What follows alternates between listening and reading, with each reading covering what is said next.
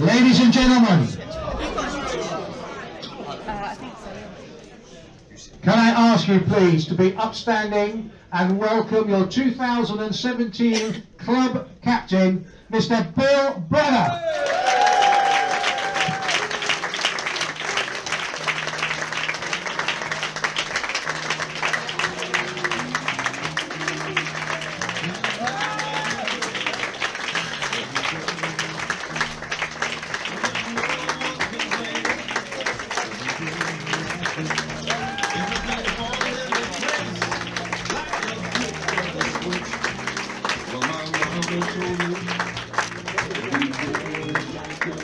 Hard to do.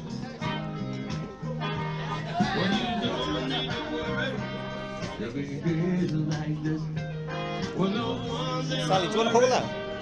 You just hold it in that direction. Notice the green line. The green line.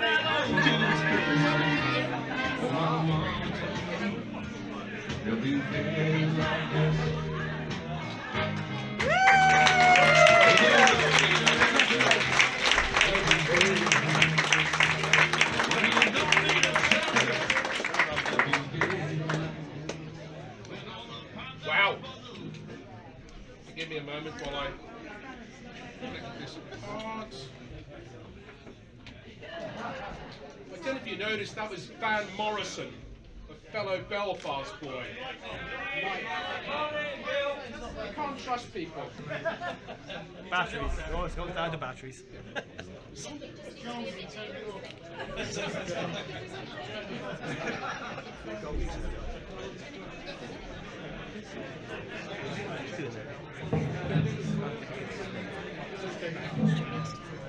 Okay, now.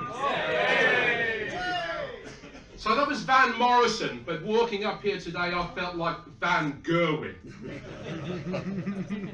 Mr. President, presidents, past captains, ladies and gentlemen, I'm very proud to stand here today. Club captain! I'd like to, first of all, congratulate Derry on his captaincy year.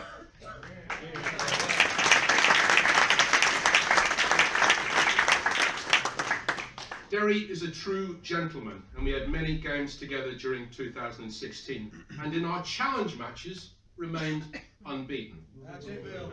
Hurrah! Now, some of you may know me, but not many of you know my background. Born in Belfast, 1955. Yes, I am that old. My father was a joiner and carpenter. My mother was a factory worker. We were a working class family, didn't have a car, which in our street and amongst my friends was not unusual. That wasn't Tom Jones. I had what I thought was a normal upbringing, playing football in the street every day, but I suppose looking back, being taught to make petrol bombs by and for the big boys wasn't exactly normal. But it wasn't something that you could refuse to do. One day, as my brother Ken and I played in our street, there was a huge explosion. A bomb had overnight in our neighbourhood had become a war zone, barricades at both ends of our street. And that didn't sit comfortably with my parents. So within 6 months of that, we moved. We moved to Reading. Ken and I, my mum and dad, and my mum was pregnant with my sister Joyce. Our dad had been offered a job over here in a management level, which was fantastic. But we moved here lock, stock and barrel. Ken was 9 and I was 14. My first day at school, which was maiden early, was not entirely auspicious. Now back then I had a very broad Belfast accent, so I did. And the lad who sat behind me in my first class kept kicking me and calling me a thick Irish blank. Now at the first break, I suggested to this protagonist that he may wish to stop the kicking and name calling.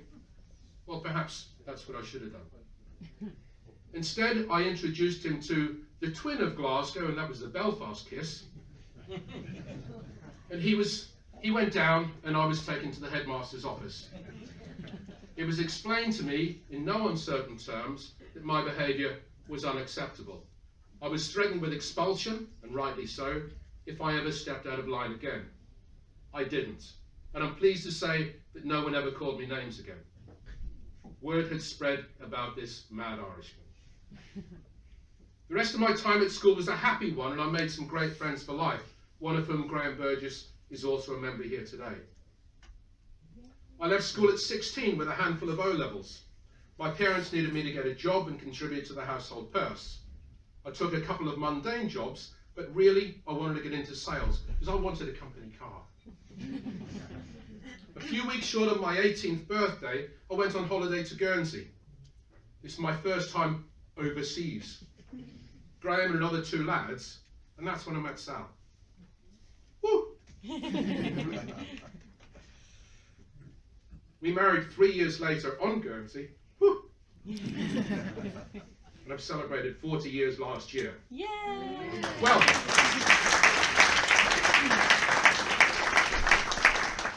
I say celebrated. Marriage. Some people think it should be called mirage.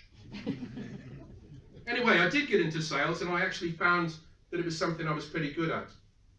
And over a number of years progressed through levels of management until one day I found myself becoming managing director.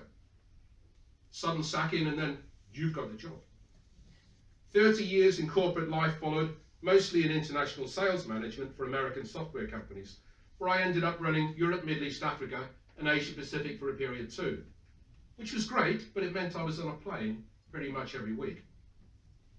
Around 7 years ago, as part of the exec management team, we sold the business to NEC, the big Japanese company. I consulted for a couple of years and then decided to buy a small business. And yes, totally related, I bought a hairdresser's. A long story, but not for today. It keeps my brain active, some say, and it keeps me, hello Dylan, and it gives me plenty of time to play golf.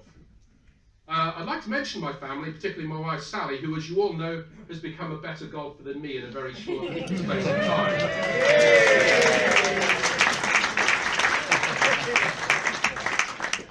Not hard, I know. Gurney, I knew you're thinking that. Sal was presented with the Jean Barton Trophy last month as the most improved lady golfer of the year. Well deserved.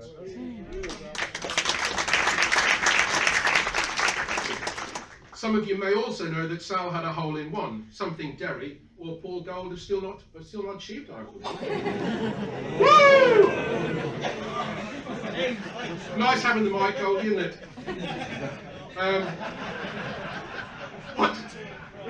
What you may not know is that her achievement was unique, according to Jonathan Dunn. Her club of choice was a driver on the second, and because at that time she was getting 2 shots on the hole, she scored 1 for 6 Stableford points.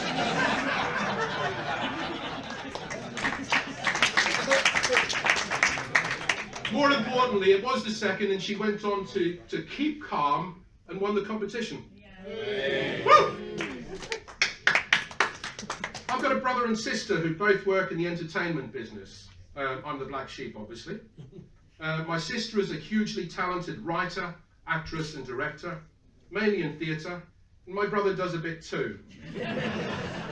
Sal and I have 2 daughters, Kim and Nikki, both who are here today with their partners. Kim's husband Ralph and our grandson Dylan.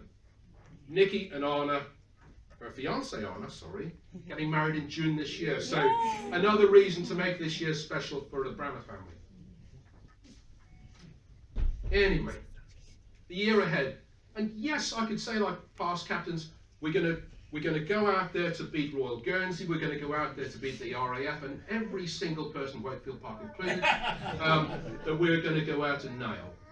That's a given that we will be competitive, but I can't control those things. What I can control is some of the stuff that we do. And what we are going to do is have a St. Patrick's Night party. 17th of March. 17th of March. It's not going to be fiddly-dee music, so you haven't got to think about that. But we're going to have the Blues Brothers, complete with 2 saxophonists. I'm really looking forward to that. Keep an eye out. It will be on St. Paddy's Day itself, Friday, the 17th of March. We'll also have an ABBA night and a summer party, and so on and so forth. I'm going to talk to you about my team for the year, but before that, I'd also like to bring up here our lady captain, the inimitable Barbara Shanks.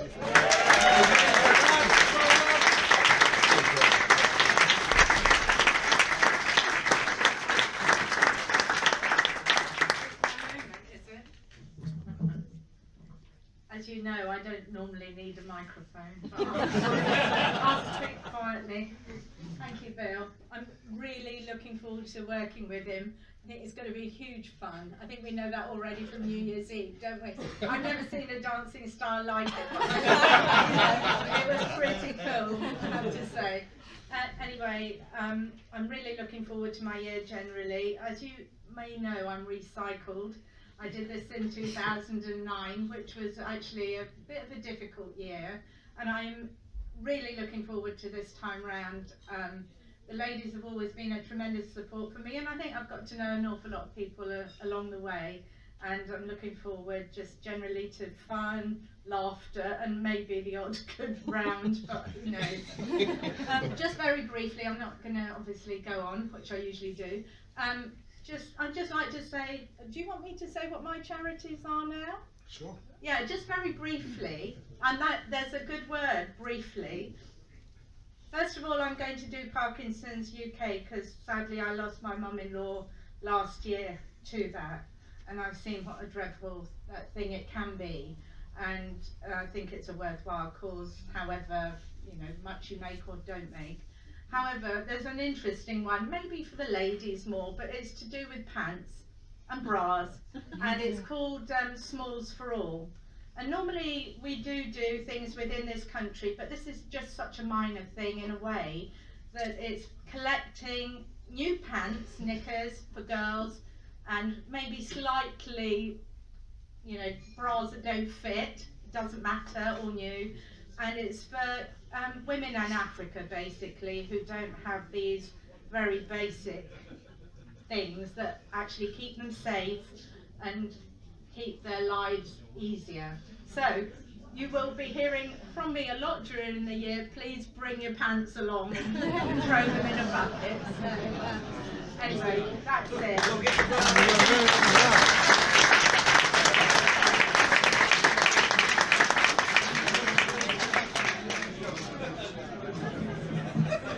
Thanks, Babs.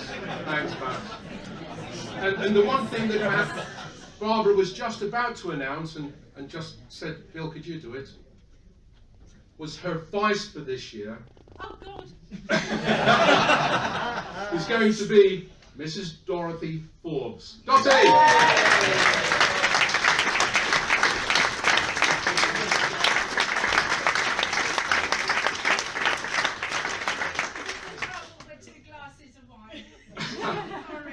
That's why I haven't had any yet. Okay, so for the year, the dream team. My vice captain, one of the best golfers in the club, Mr. Richard Ginn.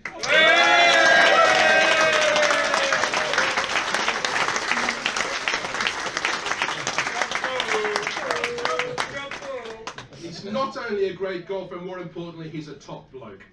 He'll make a great captain. First team captain this year is our very own course record holder, Mr. Chris Gurney Jr.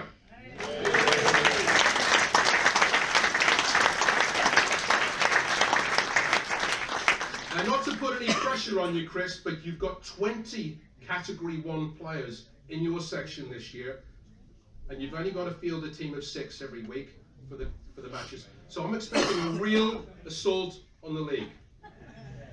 Come on. The second team captain this year is a great guy. He's director of sport at Crossfield School, and his name is Gareth Edwards.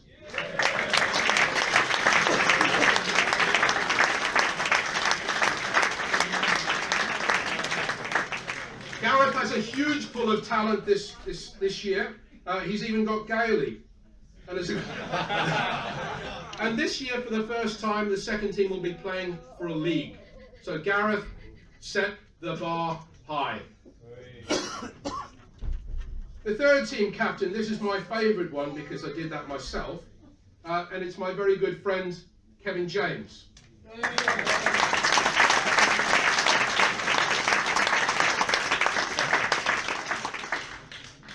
Kev reminds me very much of myself, only quite a bit younger. Kev's a corporate executive at Computer Centre, and he has promised me that this year he's going to bring the powerhouse back to its rightful place in the third team. Come on!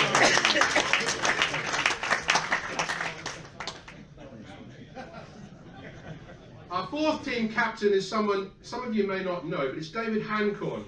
David has been shadowing Chris Emerson this past couple of years, and actually the fourth team played 17 matches, all followed by a dinner.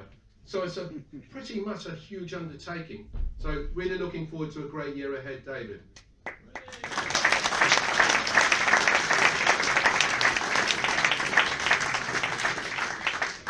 The midweek league, as usual, is being run by John the Pipe Butcher.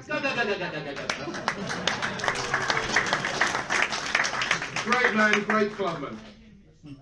The vets, this man has got something to really, really live up to. It's Mr. John Kick.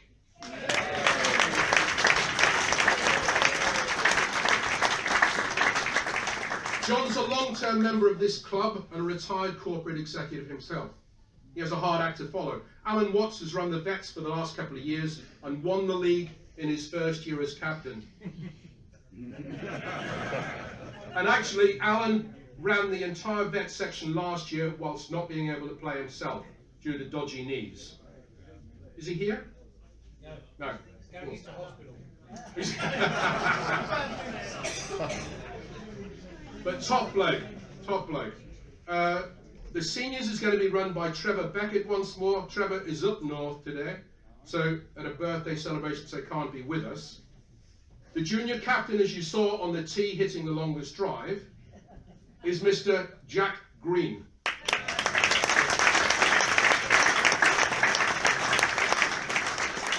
And his dad, Sean, is going to be running the section, so thanks for stepping up, Sean.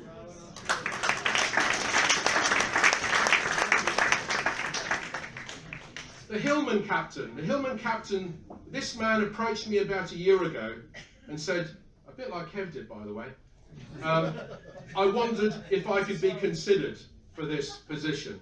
And nobody else did, so he is. Mark Sawyer!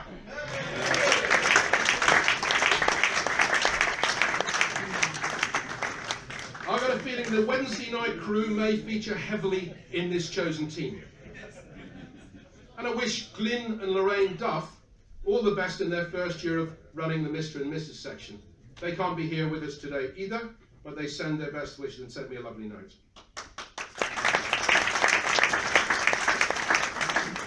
In terms of charity, we've had some fantastic ones during the course of the last several years. And it's amazing how popular you become as a vice captain. You get so many worthy begging letters. Please support me. And actually, you want to support them all, but you can't. And I think we should be supporting close to home. So my charity this year is an umbrella one, and it's the Royal Berks. But within that, I want to support two specific units. I want to support the urology department, who are responsible for treating prostate cancer. Now, this disease affects 1 in 8 men over 50. And to put that in perspective, maybe between 15 and 20 people here today could be affected. Check your prostate, guys. You only get 1. And actually, I see Sue Hardiman there, who works at the Royal Berks. So,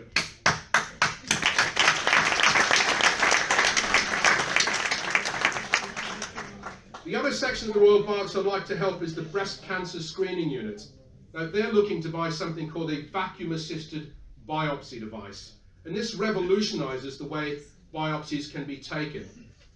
And actually, it's going to make it easier, if there is such a thing as an easy time when you're having a biopsy for potential breast cancer.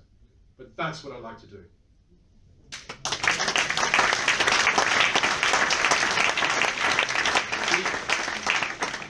You're pleased to know that we're going back to a charity bunker this year. It will be the 17th for 2017. it'll be the front one. And I know some people have had their names on it already, but this year it's going to be known as Billy's Bunker. And so, to today's competitions and my driving. Ha! So my drive, I do know what it is, Jonathan, by the way.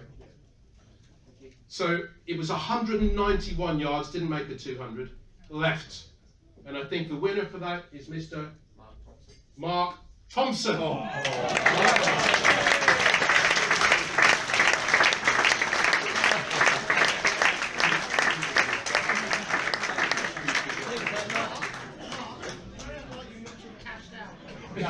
Normally we catch out there. Am I supposed to come and see you?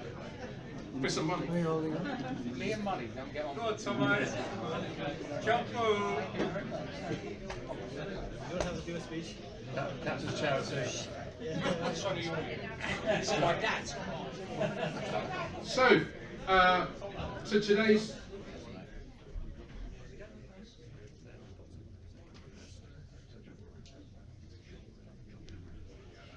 in third place with a fantastic 41 points on count back. People going, is it me, is it me? Is Mr. Sean Green and Johnny Cameron.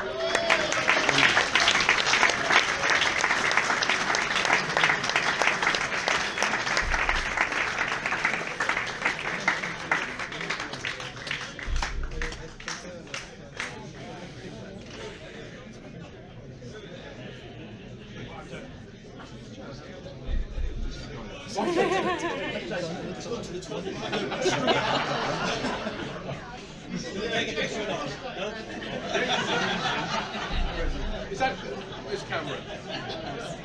Just coming out now. You obviously didn't expect to win.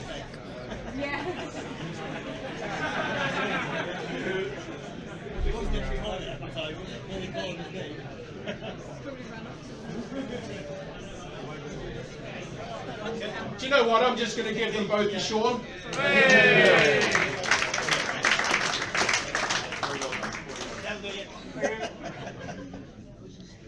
With 42, and who must be gutted that they didn't win this competition with 3 clubs, is Mr. Paul Siddell and Ian Gale.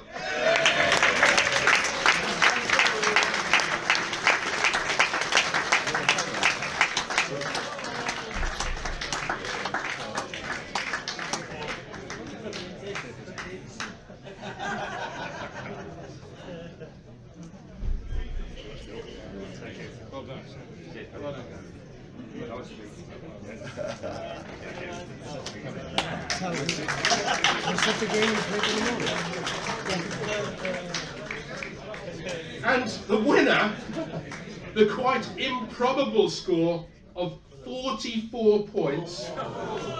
44, but hang on, this was proper golf. This man, one of this team, shot a gross 68. 68. Magnificent. Tom Schoen and Will Gold.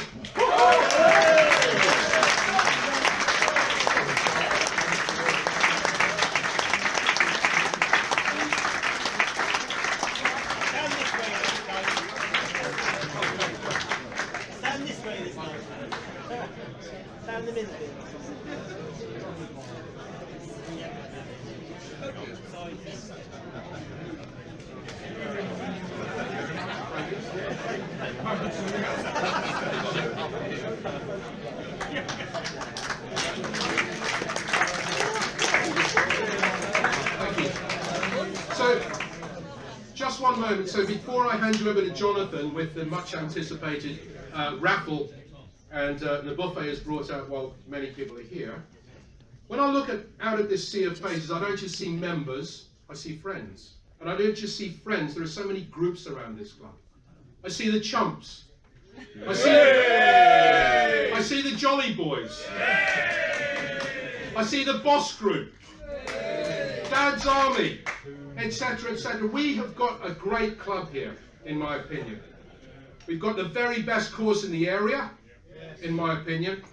And with Stuart Crossley's vision and investment, with the implementation of Matt, Tom and the team, we should feel very proud of our golf course.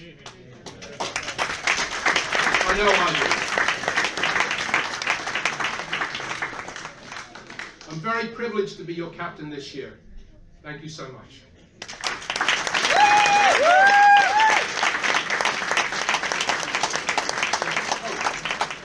And one more thing, I have a token of my appreciation to the past captain, Mr. Derry Lewis, for his fine year in office.